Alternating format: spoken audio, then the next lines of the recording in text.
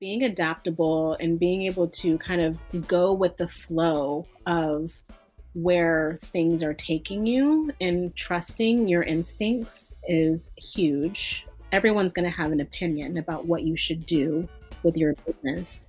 And sometimes those opinions can be complete opposites, depending on who you're talking to. So, taking all that information and being able to decipher what is actually right for you and your business. Hi, everybody. We're in the midst of recording our next round of shows.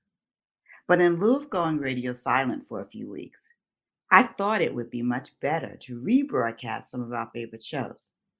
There's a good chance you haven't heard this one before, but if you have, maybe you will learn something new. Hi, everybody. We're back in the crates for another remix.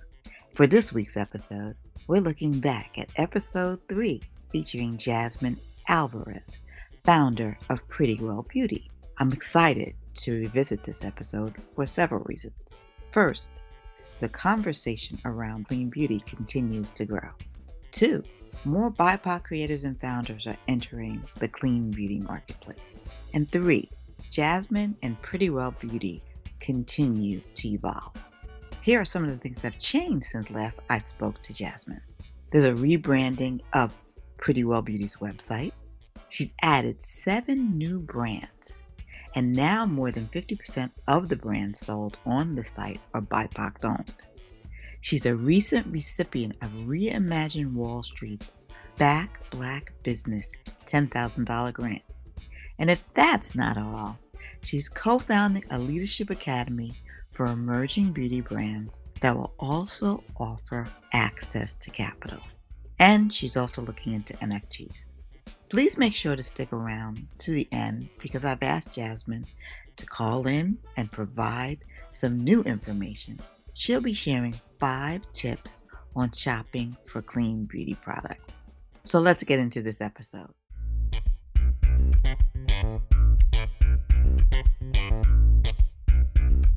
Hi, everybody. Welcome to Start Right Here. We are the podcast that puts the spotlight on the career paths of BIPOC beauty professionals, entrepreneurs, and creatives, as well as issues related to beauty and inclusion impacting us in the industry, as well as impacting consumers.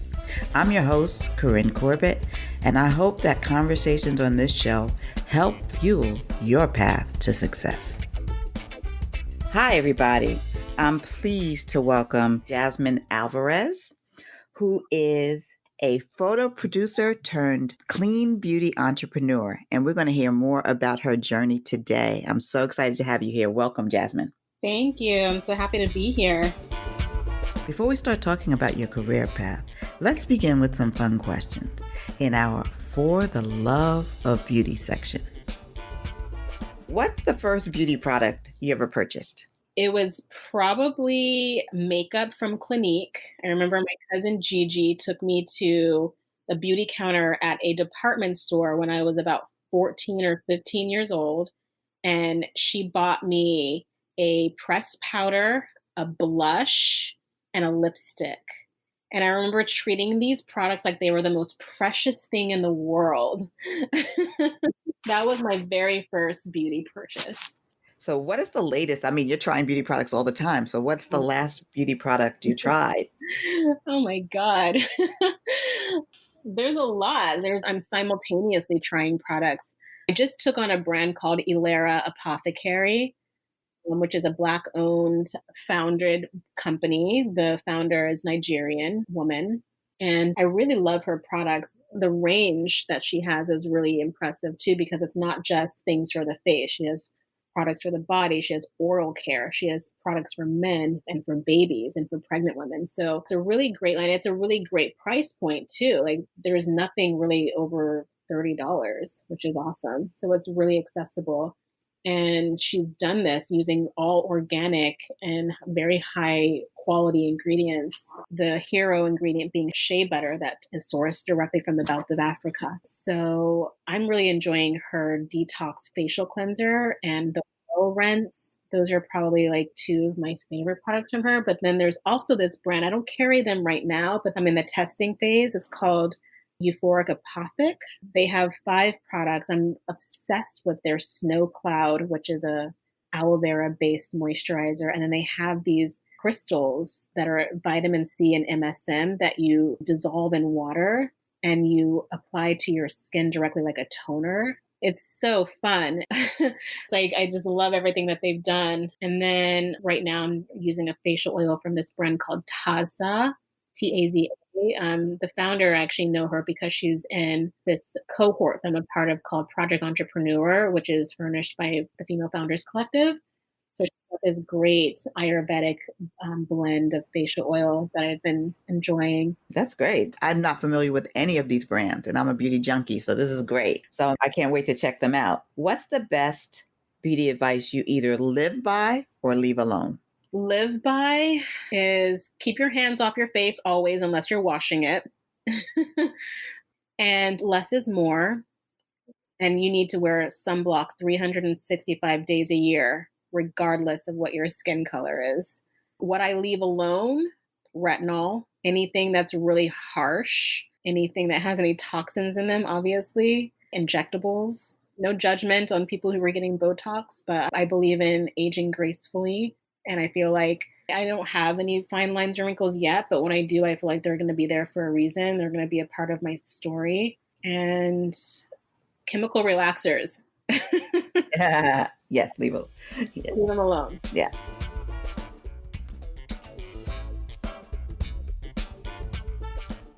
So, Jazmin, can you give us your 30-second bio? Sure. So, my career actually started off in fashion. I started off as a model agent and then pivoted into casting and production.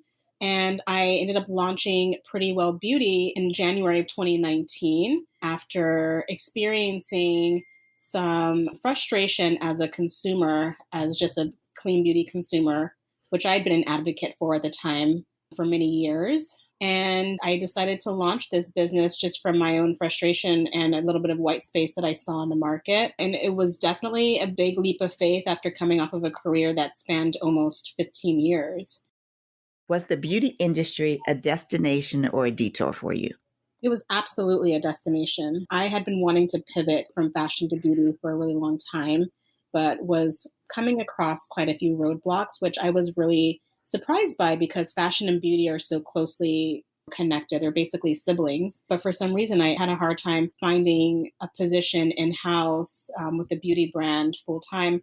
I did some freelance beauty production. I produced and cast the Fenty Beauty digital launch back in 2017. That's amazing. Yeah, I knew it was going to be big. I didn't realize it was going to be that big. It was a very big job. It was about a 4-month process. I did all 40 of those models. It was a 4-day casting of seeing almost 400 models and social media influencers. So when I first took on this gig, I thought it was going to be like a quick little 2-week thing. Ended up turning into a 4-month, very big project. It just kept getting bigger and bigger and bigger. The budget just kept getting bigger and bigger and bigger. So and the impact of it. The impact was huge. It was massive. It was industry turning. It was a loud message that needed to be made. And because of that, brands can no longer come out with just 12 shades of foundation anymore. If you don't have at least 40, you're not going to survive. How did you go about getting your first job, post-college? So when I was in my senior year of college, it was my goal to be a model agent. And I knew I wanted to come to New York. I didn't have any contacts. I didn't have any relationships with anyone here. I didn't really know anybody. So when I moved here, I came here with $300 in a couple of suitcases. Not advisable. But, when you're in your early 20s, you don't think that you're going to fail. You're looking at the world with big, starry eyes.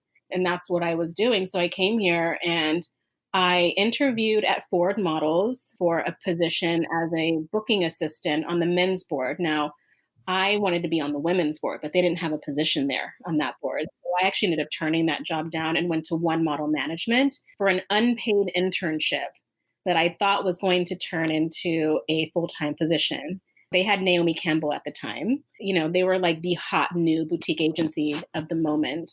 So after I think it was about 2 or 3 months of me being there, it did not turn into a full-time position. So I ended up going back to Ford and asking them if the position that they had previously offered me that I turned down was still available. And they hired me.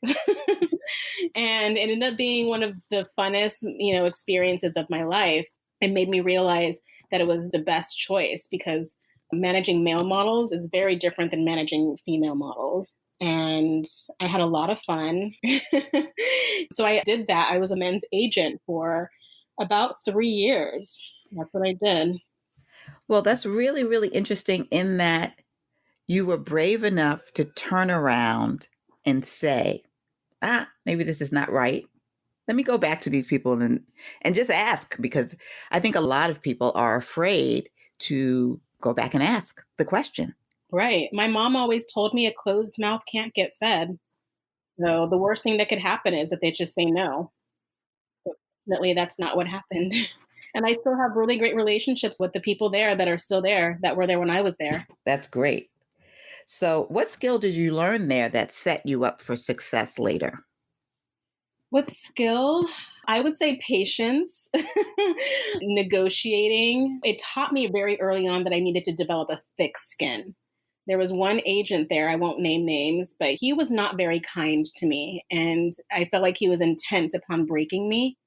And one day I actually ended up confronting him, quote unquote, confronting him, because I'm such a non confrontational person by nature. I brought to his attention, the way he had been treating me. And he acted like he didn't know what I was talking about. And I got really emotional and I started crying in front of him. It was really embarrassing.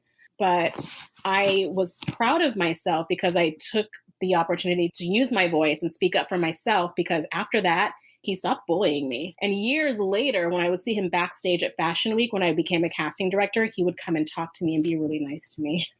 Well, I think this story is really important in the situation we're in today, where a lot of Black and Latina and women of color coming forward with stories about being gaslit at work, experiencing microaggressions. And a lot of that happens in silence. Like, you don't tell other people.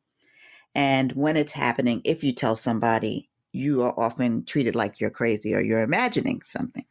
So it was really, really brave of you to confront, not that it was like a fight or anything, but bring it to his attention and nip it in the bud. And, everybody doesn't have that opportunity, but it is important to own it when you see it, like to really recognize it and trust your feelings.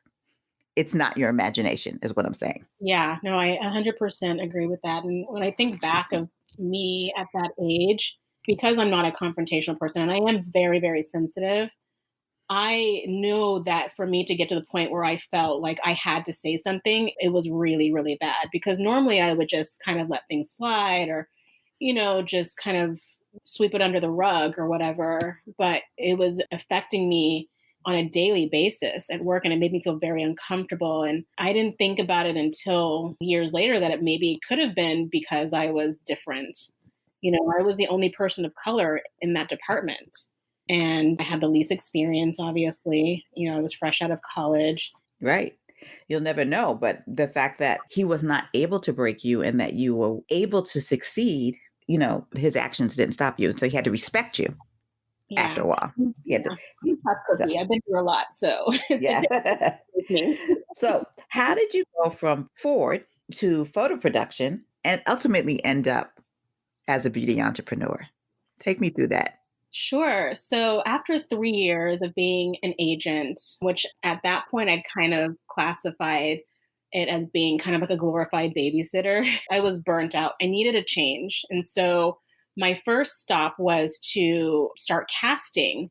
I had already had relationships with a lot of the casting directors because I had been working with them as a model agent. So I just simply reached out to the ones that I felt closest to and asked them if they would ever consider hiring me as an assistant. And so a couple of them did. And so I got to assist them on various things from editorial shoots, casting models for that, casting models for advertising campaigns, and then casting models for different designers that were showing during New York Fashion Week.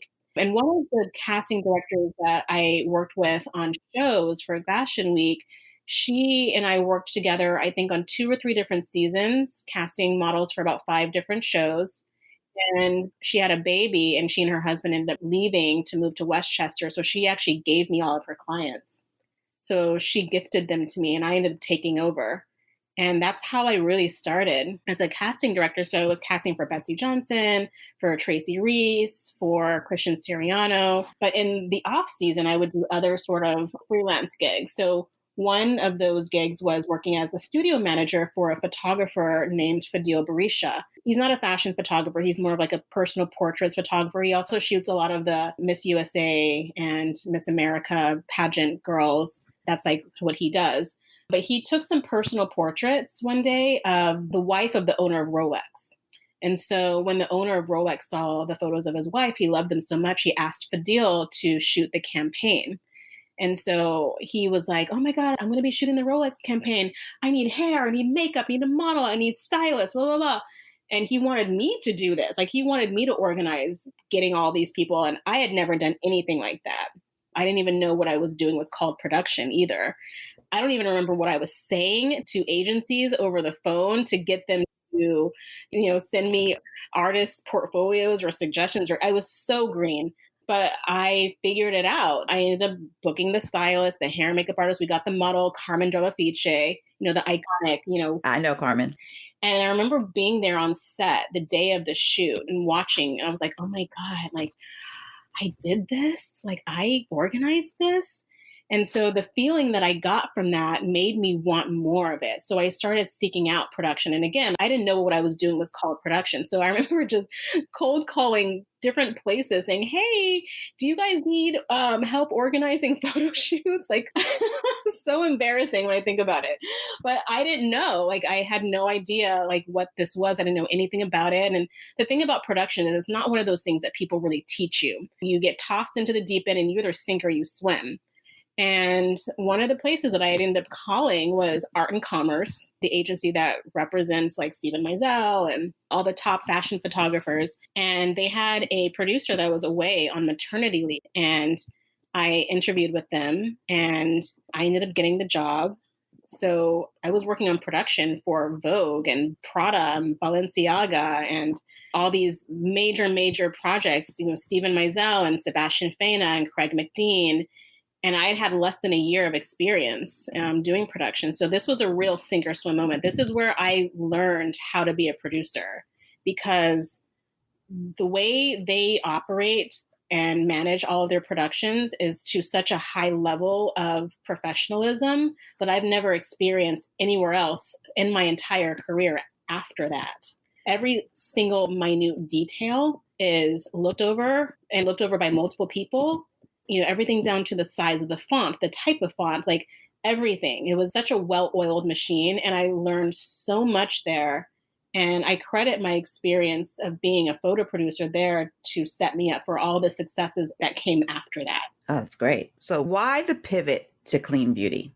So I had started using clean beauty probably about 8 or 9 years ago. And this was before clean beauty was even a term. And the only options you really had to find these types of products were in like health food stores or maybe Whole Foods or something like that. It wasn't mainstream like it is today. And so when there was a store that opened up in the West Village. I don't know if I should mention it, but You can feel free. I mean, it's fine. So there's this store. They're now closed permanently because of COVID, but they were there for about 5 years called Cap Beauty. When they announced that they were opening up their store, and I was like, oh my God, yes, finally there's like a place that I can go to where it's like all clean beauty. I don't have to go to like multiple different places and like search and like research and like do all of these legwork that I had been doing to find things that were actually clean and were safe for me to use. Now there's going to be a place where all of that's there and it's like I don't have to worry about it. So when they opened, I went to the store and I left completely deflated, feeling very much like a fish out of water. Customer service was terrible. They treated me like I didn't even exist. Because I went there a couple of times. But the first time it's like, okay, maybe it's an off day, whatever. But then another time I went there, it was like, oh, they're trying to just sell me, like hard sell me on things that I I remember them trying to sell me a $400 anti-wrinkle cream. I don't even have fine lines on my face. Why are you trying to sell this to me? The pricing was really intimidating too, because there wasn't enough variety in the price points where I could build a routine.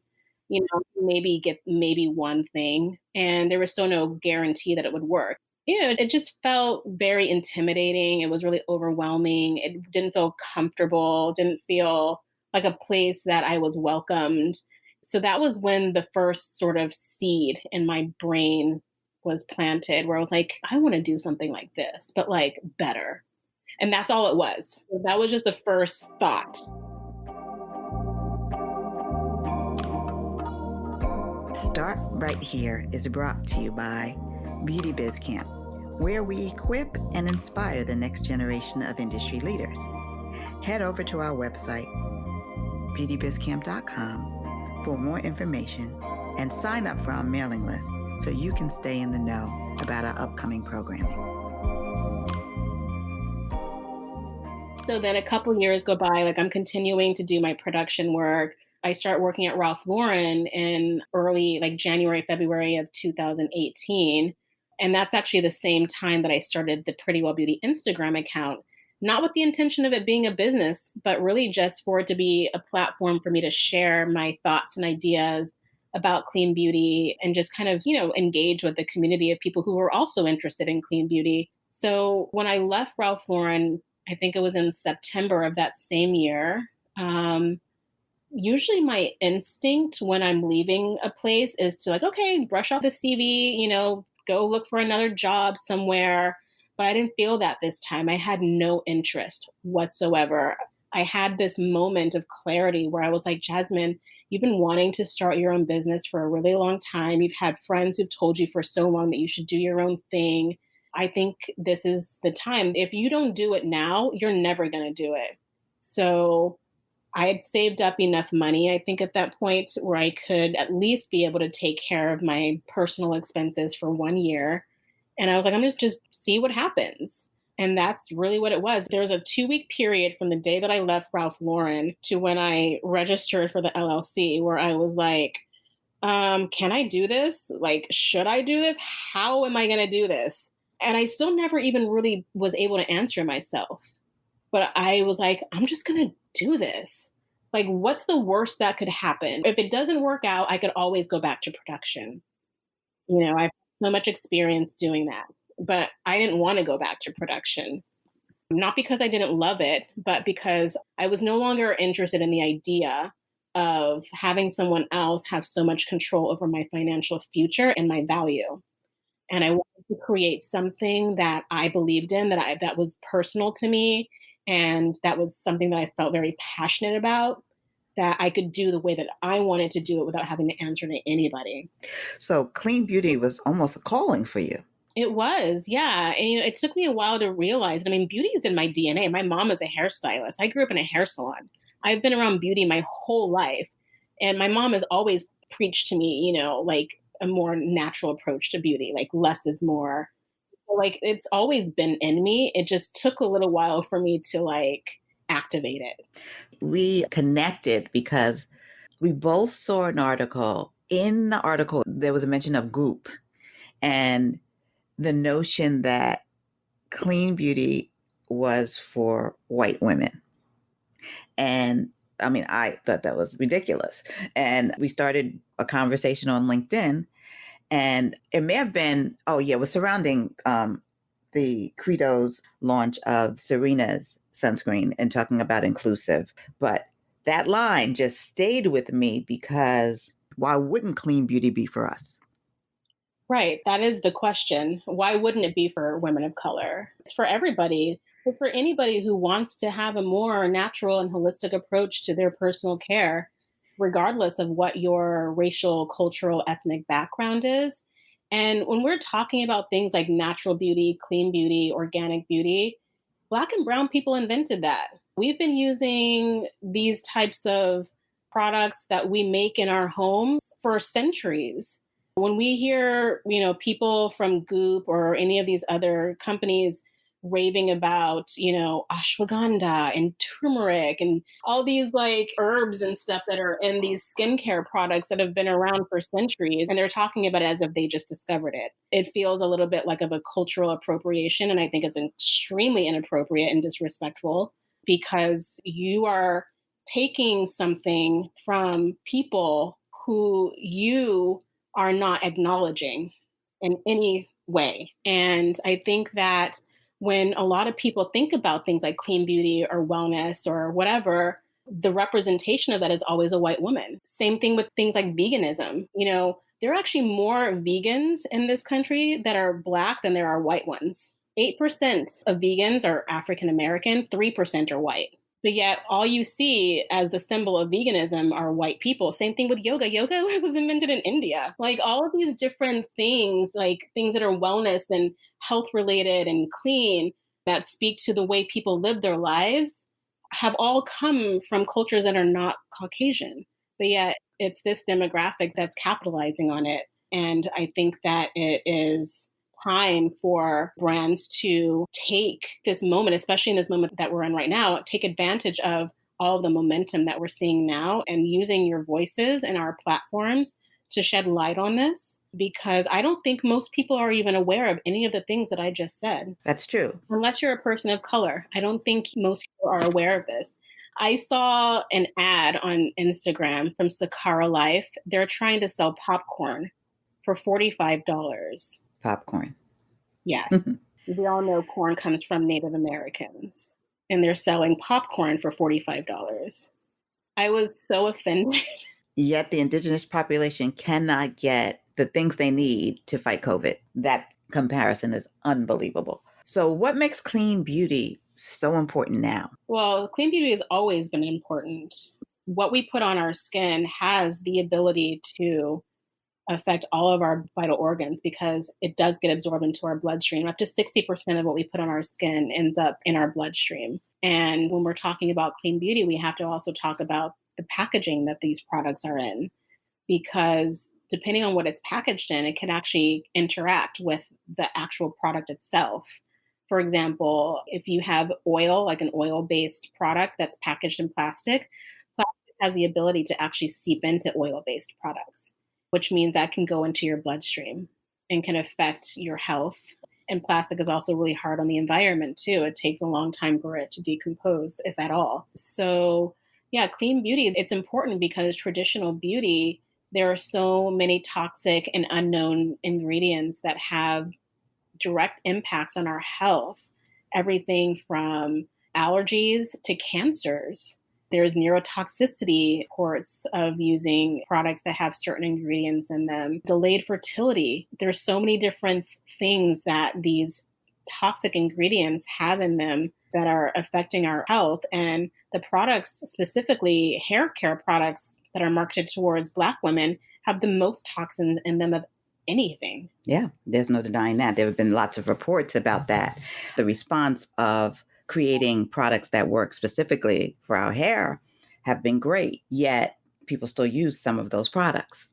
Yeah, they do, because first of all, it's very, very difficult to create not only makeup, but hair care products that are 100% clean, but that are also effective for very textured hair. It's very challenging because there are very specific needs for curly hair. There has to be the right amount of slip. There has to be the right amount of hydration and moisture. It's not like straight hair or even just wavy hair. The way you care for textured hair is very different than any other type of hair. So it's very challenging. I'm hoping to bridge that gap in the future. So let's talk about the lines that you have found that you're carrying on Pretty Well Beauty. What kind of products are you selling there, and how did you find the brands? Yeah, so when I first launched Pretty Well Beauty, I launched with only 12 brands. And a lot of them were brands that I was already using, so I was already familiar with. They had met my personal standards for clean. And now there are over 30 brands on the website, ranging from products for your skin, so like cleansers and toners and masks and exfoliators. There's also hair care. There's bath and body products. There's products formulated specifically for women who are pregnant, for babies. There's also a wellness section, so you can find things that will support your inner well-being. So like super powders and adaptogens and things like that, teas, different tinctures and elixirs. So I go through a pretty extensive vetting process when I am considering a brand for Pretty Well Beauty. It takes about 6 to 8 weeks. So in the beginning, it was a lot of me reaching out to brands and introducing myself to them and seeing if they would be interested in allowing me to carry their products at prettywellbeauty.com. And the response was very positive. I didn't have much pushback with that. But now a lot of brands reach out to me. So I don't really do a lot of reach out so much these days. But the very first step would be if a brand is reaching out to me, the very first thing I do is I look at the ingredients. I go directly to their website, or if they've sent me some sort of document, PDF of some sort, or brand guide, I look at the ingredients first. I look at what everything's in it. If there's nothing in there that's toxic or unsafe, then I request samples of the products. So they'll send me the products, and I need at least 4 weeks to be able to use everything because that's usually how long it takes for you to start to see results, if anything. So I'll use the products for a minimum of 4 weeks. If I like the products, if I feel like they are beneficial and they're effective, and I'm not experiencing any sort of reactions that are negative, or if they just feel good, like I pay attention to like all the details of what my experience is. A lot of the brands on my website, they're not all super well known. So in order to stand out from the group, you need to have some sort of visually aesthetic branding. It can't be something that's like in some mason jar with, you know, looks like you made it in your kitchen. But there's nothing wrong with that. But when you're up against brands they have some sort of industry recognition already, it's very hard to compete against that. So, looking at the brand's aesthetic and making sure it's on par and aligned with my personal aesthetic and other brands, they're just as elevated. That is something that's very important. So, I look at those things.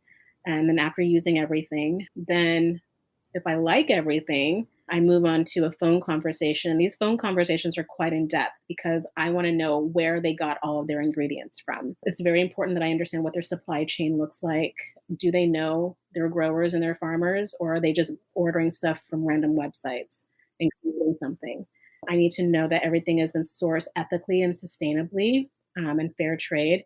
And then we talk a lot about the packaging. I want to know what the packaging is made of. Like, where did you get it from? What is the facility like? What are their standards? So we spend a lot of time talking about these things. And then if everything is a go with that, if everything's set up, if they can send me some sort of certifications, all of those things, then the next step is just negotiating terms. So the whole process it varies from brand to brand. There's a brand that I just decided to take on today. I've been talking to her for almost a year. So that was not a quick process. And then some brands, I've given consultations to, like giving them advice because like I'll like the product and everything is really nice, but maybe there's just like one ingredient. Sometimes there's this one thing that's preventing it from being great. And so I'll share that with them, and it's up to them to do with that information what they will. And a couple of brands have been really receptive to it and have reformulated their products as a result. So that's been really rewarding to be able to help brands make their products as best as they can, because a lot of them maybe are not aware of some of the alternatives out there of ingredients that I know of. And how did you get this vast amount of knowledge? Did you learn this stuff as a consumer, or did you start, kind of teaching yourself this stuff as you decided to change from just an Instagram account to a full-fledged website?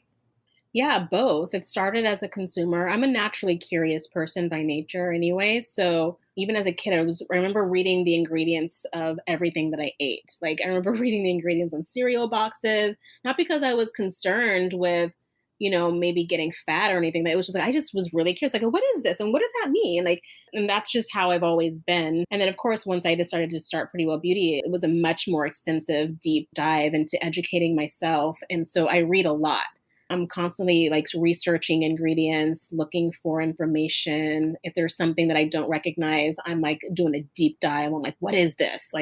And I'm not going to say I know every single ingredient out there, but if there's something that I don't know, I'm going to find out. I'm going to figure out exactly what it is. And if there's any even hint of there being a possibility of it being not safe for humans or for the environment, it's a no for me, because my goal with Pretty Well Beauty is to not only set, but establish and adhere to like the strictest standards of clean. And so if you don't tick all of the boxes that I'm looking at, even if you ticked 4 out of 5, it's still not going to be a right fit. You have to tick all of them. That's great. So, given that you're an entrepreneur, you're focused on clean beauty and wellness, it sounds like. What is the unsung skill that you need to succeed?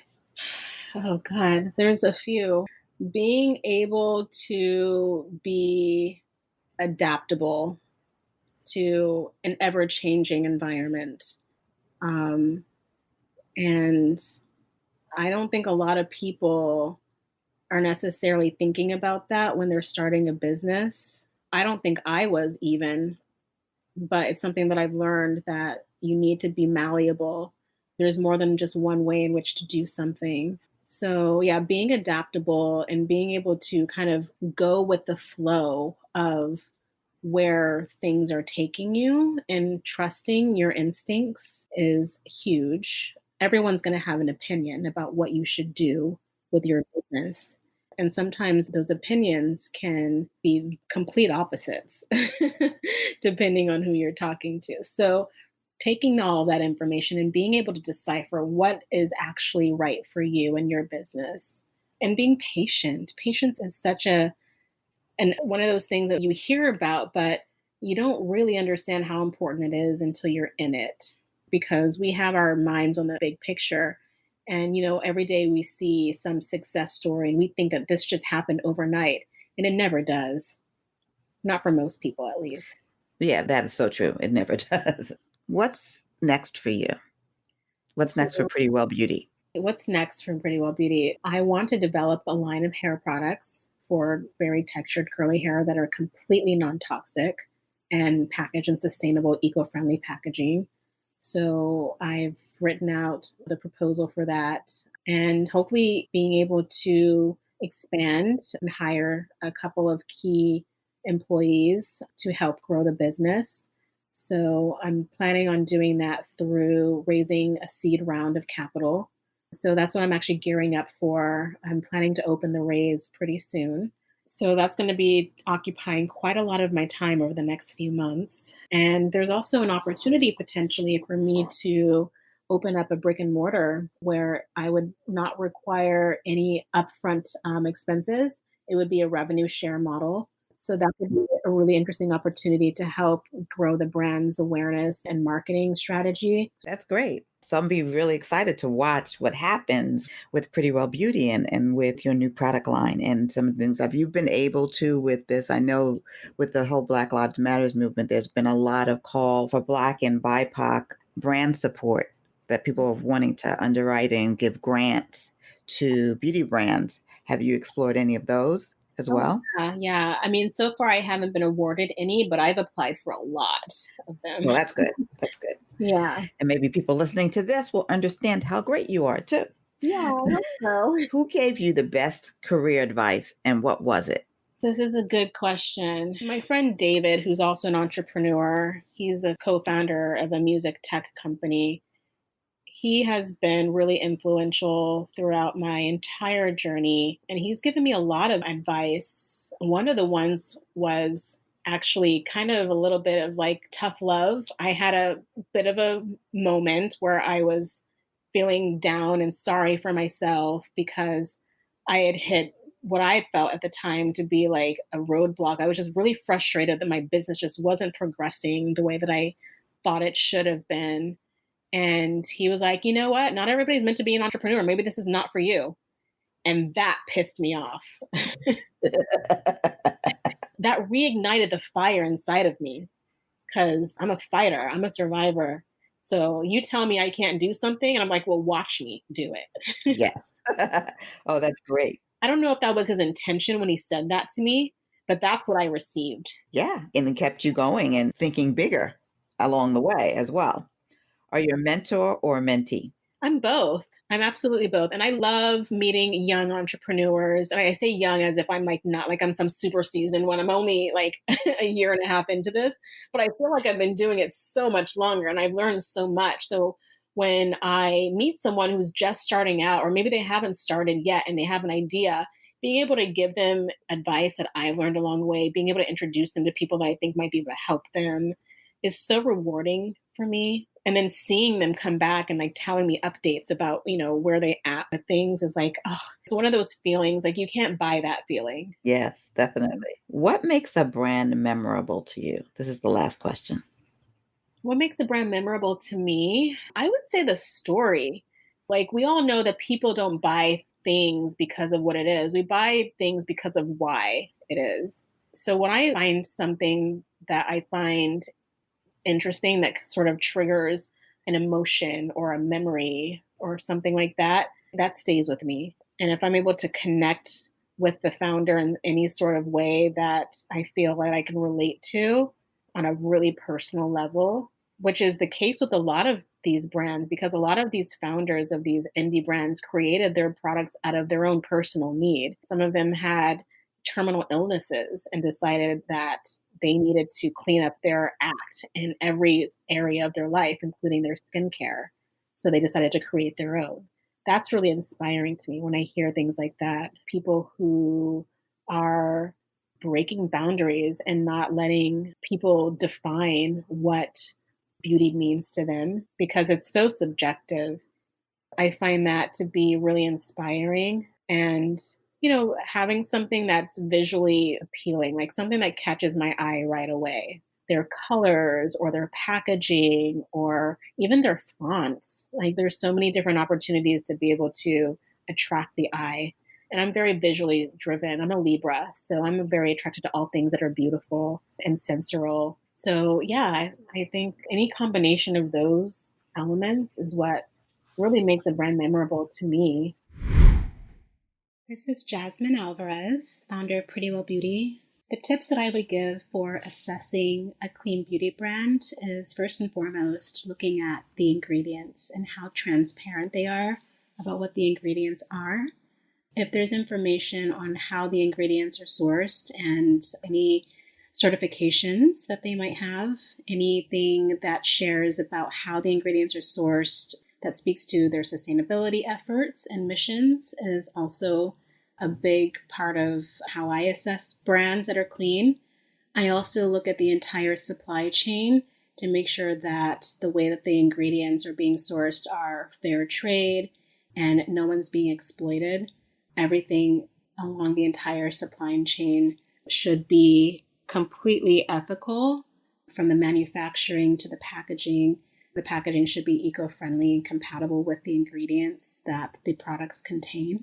Thinking about the entire life cycle of the product, where the products actually end up after the consumer has used them, is something that I take into consideration as well. So making sure that the ingredient profile is compatible with Mother Nature, as well as not causing any potential harm to humans. And yeah, those would be my top tips for how to assess a clean beauty brand. Thank you. Can you give our listeners your social handles and the website address? We'll include it in the show notes, but I just want to make sure that we have it recorded as well. So on Instagram and Facebook, it's at Pretty Well Beauty. On Twitter, it's Be Pretty Well, so B-E, Pretty Well. And the website is prettywellbeauty.com. Jazmin, I can't thank you enough for taking the time to talk to me about your journey. It's really inspiring for anyone who wants to be an entrepreneur, anyone who wants to do any of the things that you've done, casting director, model agent. And it is an inspiring, like, you can do something. Just because you might not have all your ducks in a row does not mean things will not happen for you. Coming to New York with $300 in 2 suitcases is like a boss move right there. It's a risk, but without a risk, there's no reward. So, absolutely. Yeah, I couldn't agree more. Absolutely. I think my biggest takeaway or advice that I could give to someone who is thinking about embarking on either just a new career or entrepreneurship specifically is find something that you would do for free. Because if you're in it just for the money, you're going to be miserable. That's a word right there. You got to have passion, and you may be doing it for free for a while if you're an entrepreneur. That's the bottom line. I'm still doing it for free. I still don't have a paycheck yet. Right. Yeah. So loving it and investing your time. Yes, money is important, but it's not the be all end all. That's our show for today. If you have questions about where to start in your beauty career, drop us a line at hello@beautybizcamp.com. Remember, there are many roads to success, but each of them requires you to start. So take that step forward today. See you next time.